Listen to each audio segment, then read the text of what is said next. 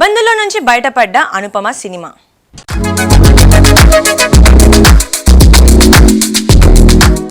అందాల తార అనుపమ పరమేశ్వరన్ మరోసారి ప్రేక్షకులను అలరించేందుకు సిద్ధమైంది.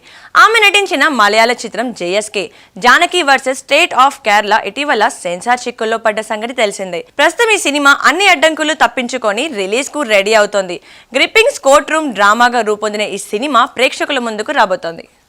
దక్షిణాది సినిమాల్లో తనదైన నటనతో ఆకట్టుకుంటున్న అనుపమ పరమేశ్వరన్ తాజాగా మలయాళ చిత్రం JSK Janaki versus state of కేరళలో నటించింది. ఈ కోర్ట్ రూమ్ డ్రామా షూటింగ్ పూర్తి చేసుకుని సెన్సార్ నుంచి యుఏ సర్టిఫికేట్ సొంతం చేసుకుంది. అనుపమతో పాటు మలయాళ స్టార్ సురేష్ గోపి కీలక పాత్రలో కనిపించనున్నారు. ఈ చిత్రం జూలై 17న మలయాళం, తెలుగు, తమిళం, హిందీ భాషల్లో విడుదల కానుంది.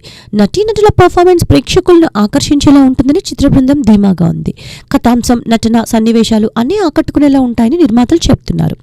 అనుపమ అభిమానులకు ఈ సినిమా ఓ కొత్త అనుభవాన్ని అందిస్తుందని హామీ ఇస్తున్నారు మేకర్స్.